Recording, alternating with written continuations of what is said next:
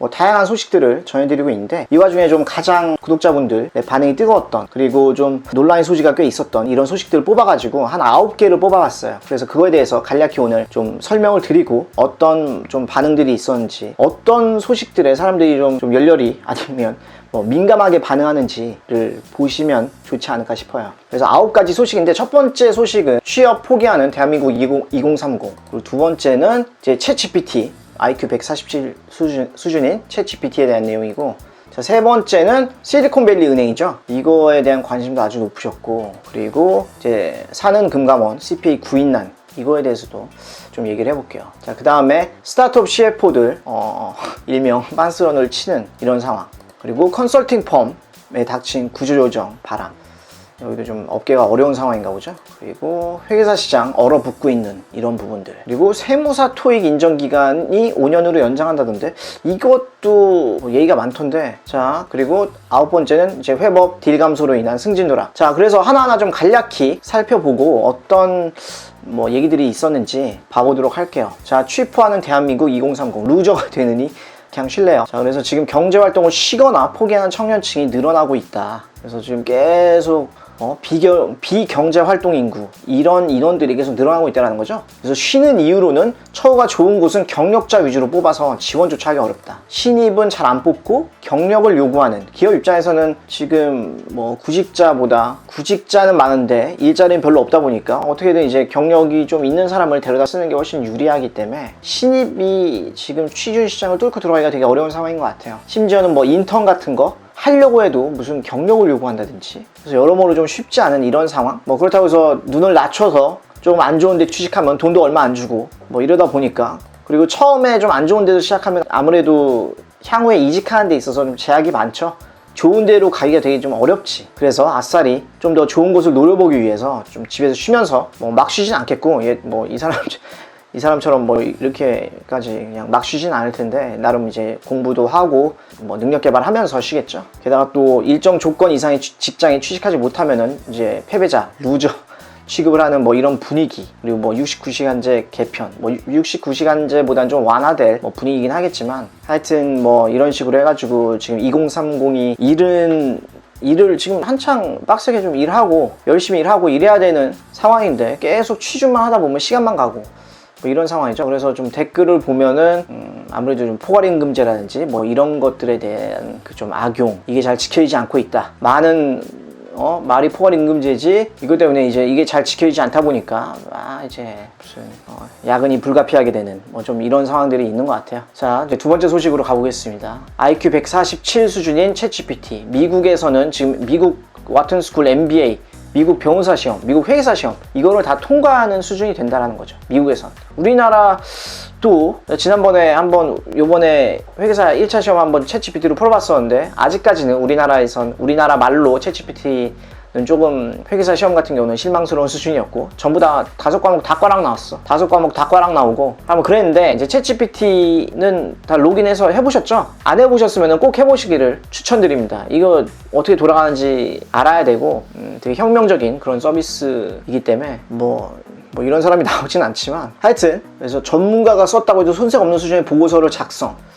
글쎄요, 뭐 나름 괜찮았던 것 같아요. 회계사에 대해서 예를 들어서 좀 많이들 물어보시는 그런 질문들, 뭐 영상이 있었는데, 그런 거에 대해서도 제가 뭐 이렇게 챗GPT에 물어보니까 나름 좀 그럴싸하게 괜찮은 답변을 내더라고요. 자, 근데 이제 뭐 윤리적인 문제가 있죠. 뭐 특히 여기서 얘기하는 거는, 이게 뭐 논문, 보고서, 연애편지야 뭐 그렇지만, 근데 이제 자소서 같은 경우 이게 뭐가 옳고 뭐가 그르냐, 이런 거에 대한 판단은 AI가 할 수 없죠. 근데 이제 AI에 대한 로직을 심는 거지. 예를 들어서 어떤 챗GPT 말고 딴 거 뭐였더라? 딴 AI? 빙이었나 뭐였나? 뭐 그 같은 경우는 자소서 뭐 쓰려고 하면은 이제 이거는 당신이 써야 된다, AI가 쓸 수 없다 라고 그런 식으로 이제 답변을 하는데, 근데 그 판단을 누가 할 거냐는 거지. 뭐가 옳고 뭐가 그러냐. 아니 뭐 자소서 쓰는데 도움을 받을 수 있지 않나요? 받아도 괜찮은 거 아닌가요? 라는 입장이 있을 수도 있고, 자소서 쓰는데 AI 뭐 자소서나 대학 과제를 하는 데 있어서 이런 AI의 도움을 받는 것은 타당하지 않다라는 입장도 있을 수 있고, 그러다 보니까 이 판단은 결국에는 뭐 AI가 아무리 똑똑을 해도 결국엔 사람이 명령을 내려서 하는 거잖아요. 그러다 보니까 보니까 챗 GPT 말고도 구글의 뭐 바드, 그리고 뭐 MS의 빙, 뭐 이런 AI들이 있는데, 근데 우리가 지금 다들 우리나라 뭐 네이버, 구글에 지금 다 몰려 있잖아요. 근데 지금은 이제 뭐 AI를 챗 GPT가 좀 약간 대세인 것 같긴 한데, 근데 뭐 바드가 됐든 빙이 됐든 뭐가 결국에는 뭔가 어떤 특정한 AI가 대세가 되면은 거기서 이제 제시하는 그런 표준이 있을 거잖아요. 거기서 판단하는, 그 AI가 판단하는 윤리가 있겠지. 근데 이게 되게 민감한 부분이 될 것 같고, 뭐가 어디까지는 되고 어디까지는 안 되냐,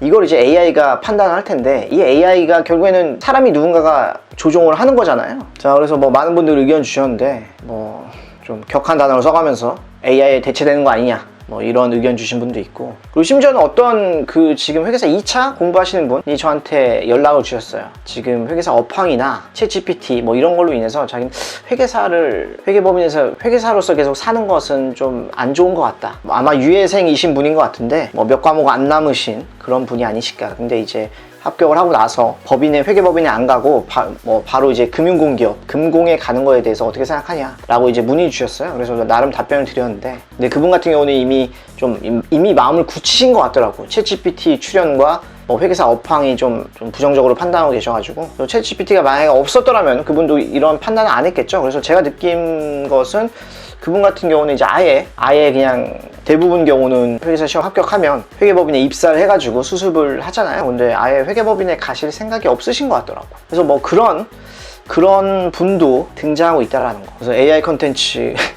라든지 뭐 다양한 의견들. 그래서 미국 한 분이 또 좋은 의견 주셨네요. 뭐 미국 빅펌 같은 데서도 감사 분야에서 AI로 자동화를 시작했다. 그 대신에 이제 AI가 할 수 없는 그런 일들을 시킨다. 그쵸? 그리고 뭐 아무리 고도로 발달하여도 회계사라는 자격증에 큰 영향은 주지 않을 것 같다. 결국에는 이제 뭐 책임의 문제가 있으니까, 제 생각도 그래요. 이게 회계사 일이 결국에는 회사나 뭐 이런 데서 회계사도 그렇고 회사도 그렇고 뭐 일하면은 결국엔 책임을 지고 일을 해 나가야 되는 거잖아요. 근데 그걸 이제 AI가 도움을 줄 수는 있겠지만 AI는 책임을 안 지니까 그런 부분에 있어서 이제 회계사라는 직업도 없어질 거다라는 거는 아닌 것 같고, 근데 다만 이제 AI가 어떤 영향을 미칠지 이런 거에 대해서는 좀 생각해 볼 필요가 있죠. 되게 챗 GPT를 검증한다 뭐 이런 감사 절차가 생길 수도 있고, 업무는 편할 수 있다고 봅니다. 아니 뭐 글쎄요. 이건 좀 저는 어렵다라고 봐요. 왜냐하면은 뭐 요 위에서도 그렇지만 돈을 주고 일을 시키는데 뭐 놀게 해주거나 이런 거는 상상하기 어렵다. 어떻게든 뭔가를 시킬 것이다 라는 게 제 생각입니다. 자, 그래서 챗GPT에 대한 내용 이 정도로 보고, 자, SVB 실리콘밸리 은행이죠. 기타 포괄손익 누계액이 마이너스가 됐다. 그래서 뭐 그런 은행들이 있었는데, 이제 고객들이 뭐 안 좋은 소문이 나가지고 고객들이 막 몰려와서 이제 자금 인출을 막 하는 거죠. 여기 줄 서 있는 것처럼 다 이제 몰려와가지고 이제 돈을 막 빼내면은 이제 뭐 그렇게 많은 돈을 창고에 쌓아놓고 있지 않잖아요. 그러다 보니까 이제 돈을 고객들한테 주려면, 예금한 고객들한테 주려면 돈이 필요해가지고 이미 평가 손실이 많이 났던 그런 채권들을 매각했음에도 불구하고 또 돈이 모자라. 근데 그러다 보니까 이제 증자를 했는데 돈이 안 모여. 그래서 결국 파산을 한 거죠. 그래서 SVB 실리콘밸리 은행도 보니까 지금 여기 채권에 투자를 많이 해놨는데, 금리가 지금 되게 많이 올랐잖아요. 금리가 오르면 채권을 내가 가지고 있는데 그럼 이자를 받잖아. 그럼 금리가 오르면은 받는 이자도 높아지겠지. 근데 그보다는 금리가 오르면 채권 가격이 낮아지니까, 이게 기타 포괄손익 누계액, 뭐 매도가능 증권 평가 손실 이런 걸로 해가지고 지금 기타 포괄손익 누계액 마이너스 자본으로 계속 쌓이게 되는 거지. 그래서 이게 자본을 갉아먹다 보니까 뭐 채권 비중이 얼마 안 되면 별 상관이 없겠지만, 채권 비중이 되게 높으면 금리가 상승했을 때 이 이자를 더 받는 그런 효과보다 평가 손실 효과가 더 크게 나타나기 때문에 이게 자기 자본에 안 좋은 영향을 미치는 거죠. 그래가지고 그 외에 실리콘밸리 은행은 이제 이미 망했고, 그 외에도 좀 위험한 은행들, 이런 데들이 있다라고 하는 기사였어요. 자, 그래서 이거 뭐 우리나라에서도 이런 이슈가 제기된 적이 있죠. 보통 이제 은행이 망하면은 뭐 대출 어떤 특정한 차주가 망하는 경우는 잘 없고, 이렇게 안 좋은 소문이 난다든지 뭐 해가지고 예금한 고객들이 막 몰려와서 내 돈 내놔 라고 했을 때 이 돈을 일시에 지급할 수 있는 은행은 없다라고 지금 이제 평가가 되죠. 왜냐하면은 가지고 있는 자산들을 여기저기 투자를 해놨는데 그걸 뭐 바로 현금화하기는 어렵잖아요. 그러다 보니까 이런 뭐 기타 포괄손익 그런 수치라든지 이런 것들을 활용해서 은행의 위험도를 좀 진단하는 이런 시도들이 있는 것 같아요. 그래서 실리콘밸리 은행 얘기는 그랬고, 자, 네 번째 소식은 사는 금감원 CPA 구인난, 사는 같은 경우는 파격적인 조건을 내걸었다. 회계사 대상으로. 금공, 사는이나 뭐 금감원에서 이렇게 회계사들을 많이 필요로 하는 것 같아요. 그래서 사는 같은 경우는 원래 5급 행원에 도전하는 지원자들은 서류, 필기, 1, 2차 면접을 거쳐야 되는데, 근데 회계사가 있으면 필기 시험 그냥 생략. 이미 능력 필기는 뭐 볼 필요 없다. 그냥 서류만 보고 그리고 면접만 보겠다. 그런 식으로 해서 선발. 그렇게 했는데 이제 한 3.6대 1 정도, 일반 전형 같은 경우는 한 30대 1 정도 되는데, 회계사 신입행원 같은 경우는 3.6대 1로 해서 좀 상대적으로 낮죠. 그리고 금감원 같은 경우도 회계사분들을 이제 아무래도 이제 회계 감리, 감독 이런 거 하려면은 회계 지식이 꽤 있는 이런 회계사들을 필요로 하는데, 근데 이제 뭐 급여 격차, 그리고 52시간 적용 이후에 뭐 예전에는 뭐 이런 거 없었을 때는 상대적으로 어떤 워라밸 차이가 컸는데, 그 워라밸 차이가 좀 많이 좁혀지고, 그리고 뭐 돈 차이도 많이 나고, 이게 가장 결정적이지, 급여 차이가. 그런 것 때문에 이제 좀 금공에는 많이들 안 가는 이런 분위기가 있죠. 그래서 회계사는 금공 입장에서는 회계사가 필요한데 안 오니까 이제 좀 이런 당근을 써가지고 유인하는. 그래서 뭐 여기 어떤 분 같은 경우는 아마 여기 뭐 금감원 지금 현재 뭐 다니시는 분인 것 같은 느낌? 그래서 회계법인 처우가 예전에 비해서 나아졌지만, 그래도 지금 고점이고 이제 다시 다운사이클로 갈 것이라는 그런 전망이 있다. 그래서 그러한 제도를 정하는 게 금융위와 금감원이다. 뭐 이런 식으로 해가지고 되게 뭐 챗GPT가 쓴 건 아닌 것 같고, 금감원 지금 뭐 다니시는 분이 아마 쓰시지 않았나. 그래서 아까 있는 그분 같은 경우는 지금 뭐 어떤 분이 이제 한국은행은 어떠냐라고 했더니 이제 밑에 와서 뭐 회계사가 역량을 가장 잘 발휘할 수 있는 곳은 회법을 제외하고는 금감원이다. 그래서 되게 좀 금감원을 피하라는 듯한 뭐 이런 느낌의 이런 댓글을 써주시는 분도 있고, 아무튼 뭐 이렇게 좀 다양한 의견들을 주셔서 감사드립니다. 자, 이제 다음 소식 계속 가볼게요. 스타트업 CFO 빤스런 VC에서 나 찾으면 없다고 해. 이게 무슨 내용이냐면, 제 벤처 캐피탈에서 투자를 받았어. 내가 회사 CFO인데 투자를 받았는데, 요새 하도 좀 상황이 안 좋고 이러다 보니까 스타트업들 뭐 좀 줄도산 우려가 되고, 이런 상황에서 VC한테서 돈을 받았으면 거기 심사역들이 있잖아요. 심사역들이 우리가 돈 쏴준 게 있는데 스타트업에 투자를 한 거죠. 그래서 이제 찾아다니면서 잘하고 있나? 잘하고 있으세요? 근데 이렇게 오면 CFO 입장에서는 아무래도 좀 감시받는 느낌을 뭐 받겠죠. 투자자가 계속 와가지고 뭐 요새 어떠냐, 뭔 잘하고 있냐, 최근 실적이 어떠냐, 이런 거 물어보면 아무래도 부담이 될 수밖에 없잖아요. 그러다 보니까 이제 VC 심사역들이 오면은 이제 뭐 바쁘다, 나 없다, 잘 모르겠다. 그래서 VC 업계에서는 회사 재무 상황이 어떤지, 매출은 얼마 줄었는지 등을 체크하려고 스타트업 CFO에게 연락하면 이제 아무래도 좋은 얘기를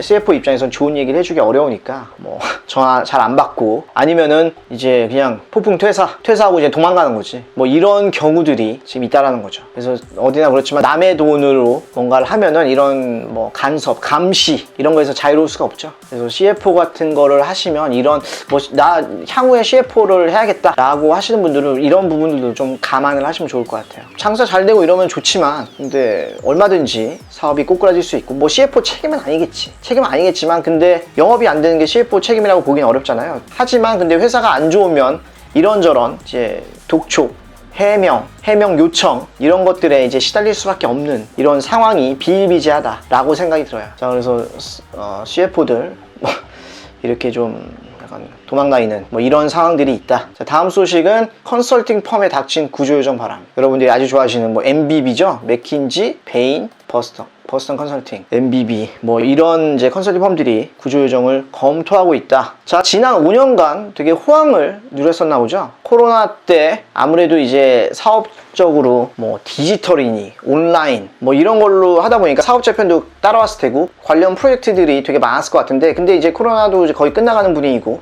하다 보니까 이제 일감이 막 줄어든 거야. 그리고 회사 일도 안 좋아지고, 그래서 고액 컨설팅 끊으면서 이제 그냥 뭐 우리가 알아서 하겠다, 회사 입장에서는 뭐 이런 식으로 나오는 거죠. 그래서 회계법인보다 뭐 정확히 얘기하면 이제 회계법인에서 하는 그런 컨설팅 펌이죠. 이게 보통 빅4 같은 경우는, 빅4 회법 같은 경우는 회계법인이 있고, 그리고 컨설팅 펌이 이렇게 따로 있어요. 그래서 뭐 일은 같이 하기도 하지만, 근데 이제 법인 자체는 분리가 돼 있어서, 그래서 여기서는 뭐 회계법인이라고 써있긴 한데, 회계법인 뭐 컨설팅이지. 그러니까 뭐 PwC 3일 회계법인이라고 하지만 PwC 컨설팅 법인이 있고, 그리고 여기서 이제 컨설팅 위주로 일을 하는 거죠. 그래서 보통 이렇게 법인을 2개를 갖고 있다. 그 이상인 경우도 있고. 그래서 뭐 그런 이제 회법이 가지고 있는 그런 회법의 뭐 컨설팅 펌 이런 데보다 아무래도 MBB라든지 이런 데들이 피가 더 세죠. 고객들한테 받는 피가. 그래서 뭐 그런 피가 더 센 것도 있지만 고객사의 자체적 컨설팅 기능이 강화된 영향이다. 한마디로 그냥 고객사들이 이제 우리가 알아서 하겠다 라고 하는 경우들이 늘어나고 있다는 거죠. 그러다 보니까 이제 컨설팅 펌 입장에서는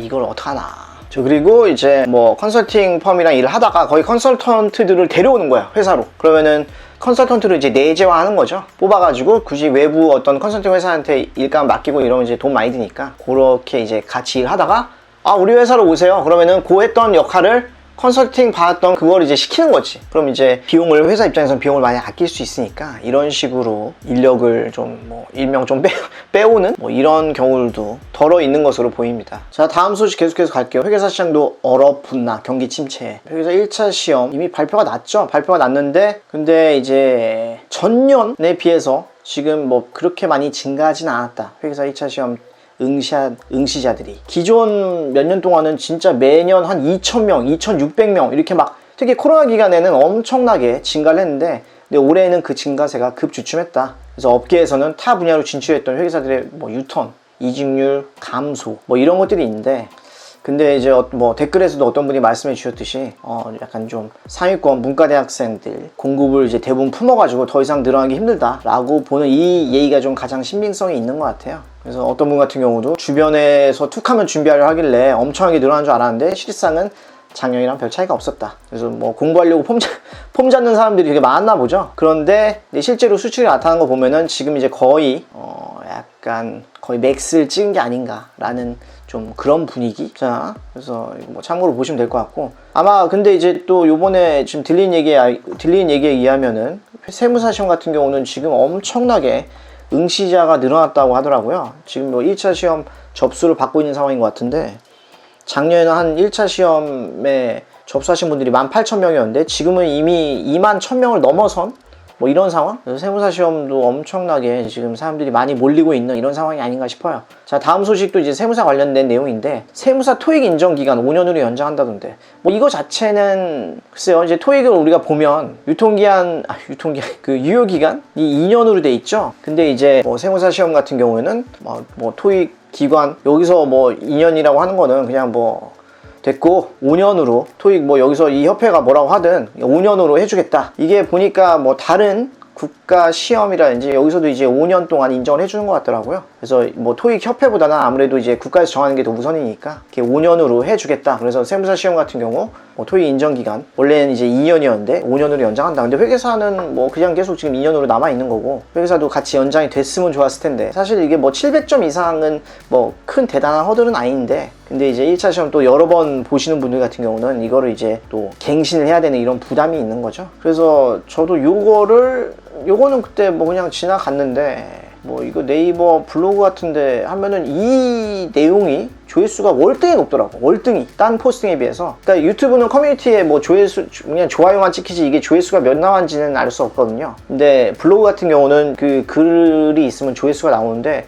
이 내용이 조회수가 월등히 높아. 아마도 요번에 세무사 토익 뭐 이런 걸로 검색하시는 분들이 되게 많아가지고 그 효과 때문에 이 글을 네이버 블로그에서 엄청 보시는 게 아닌가 생각이 들어요. 그만큼 이제 요번에 거의 뭐 세무사 1차 시험 보시는 분들 뭐 역대급인지는 모르겠지만, 근데 일단 작년보다 월등히 늘어나고, 그리고 뭐 이거 보시는 분들 중에도 지금 뭐 3차생 분들 같은 경우 세무사 이렇게 1차 시험 접수하고 이런 분들도 꽤 있으신 것 같고, 아니면 회계사 했다가 좀 세무사도 같이 좀 해야겠다, 뭐 양시생이라고 하죠, 둘 다 하는 뭐 이런 분들도 계실 거예요. 아무튼 그래서 뭐 이번 세무사 시험에 대한 어떤 그런 좀 인기가 대단하지 않나 라는 생각이 들어요. 그런 영향 때문에 이 글 조회수가 엄청 높더라고. 그래서 이거 뭐 내용은 대단한 건 아닌데 그냥 좀 요런 좀 배경이 있다라는 거 알고 있으시면 좋겠습니다. 자, 마지막 소식, 뭐 회법 딜 감소로 인한 승진 누락 시작되나, 이거에 대해서도 좀 아무래도 좀 민감한 그런 부분이다 보니까 제가 지난번 한번 뭐 별도로 한번 올렸던 것 같은데, 근데 이제 딜 쪽, 특히 M&A 회사들이 무슨 뭐 인수합병을 뭐 하고 이런 건들이 많이 있어야 이제 M&A 딜 부서도 뭐 먹거리가 많을 텐데, 근데 지금 이런 게 많이 줄다 보니까 아무래도 금리 상승으로 인해서 이제 돈을 끌어와다 쓰는, 이제 회사들이 돈을 끌어와 쓰는 것에 부담을 많이 느끼고, 이러다 보니까 지금 M&A 딜들이 지금 많이 없는 이런 상황인 것 같아요. 그래서 지금 뭐 들리는 얘기에 의하면은 요번 뭐 딜 부서 회법 이제 신입 채용을 이제 여름 그리고 가을 되면 할 텐데 딜 부서 쪽은 이제 거의 신입은 뭐 거의 안 뽑는 분위기가 아닐까. 뽑더라도 아주 좀 제한적으로 뽑는 이런 분위기가 될 것 같다. 그래서 뭐 잉여 인력 지금 뭐 놀고 있는 거지. 그리고 뭐 제한서만 주구장창 쓰고. 그래서 회법들 뿐만 아니라 이제 PE들 사모투자 전문회사죠. 여기들도 이제 LP 리미티드 파트너 출자자 LP에서 돈을 받아와야 뭔가 어디 투자를 하고 할 텐데, 근데 이제 LP들이 자금 집행을 이제 중단하면서 PE들도 돈줄이 마르고 그러다 보니까 회법들도 일감이 없는 거야. PE가 여기저기 투자를 하면서 뭐 검토를 하고 이래야 이제 회법들한테 일감이 떨어지는데, 지금 이런 게 지금 되게 위축되어 있는 그런 상황이라는 거죠. 그래서 댓글로도 이렇게 좀 빅4 딜본부 재직 중인데 뭐 이런저런 좀 안 좋은 분위기가 감지되고 있다. 법카 사용에 통제가 들어오고 있다. 딜 신입은 뭐 거의 안 뽑을 것 같다. 뭐 특히 뭐 다양한 이런 피드백들을 주셨어요. 아무튼 이런 피드백 주셔서 감사드리고, 자, 그래서 오늘 뭐 한 소식들 한 9가지 이번 1분기 때 있었던 소식들 좀 이렇게 간략히 말씀드렸는데, 더욱더 이제 좀 다양한 소식들 보실 분들은 제가 뭐 고정 댓글 그리고 설명란에다가 링크를 걸어 놓을 테니까 한 요번 1분기 때 한 66개 정도의 소식을 뽑아봤어요. 그래서 카테고리별로 정리를 했으니까 카테고리도 한번 보여드려야지. 그래서 1분기 소식 66개 좀 쌈박한 소식들로 뽑아봤고, 자, 이게 중요하지. 자, 취업 이직, 인공지능, 금융 및 자금 조달, 뭐 공기업 등, 인더, 전략 컨설팅, 회계사, 회계법인, 뭐 횡령 등, 뭐 심지어는 뭐 연애, 엔터까지 해가지고 이렇게 좀 여러 개의 목차로 구성을 했으니까 좀 사람들이 좀 관심 있어 하는 소식들이 뭔지 파악하는 데 도움이 됐으면 좋겠습니다. 자, 그래서 오늘 시청 감사드리고 다음 시간에도 또 유익한 내용으로 찾아뵙도록 하겠습니다.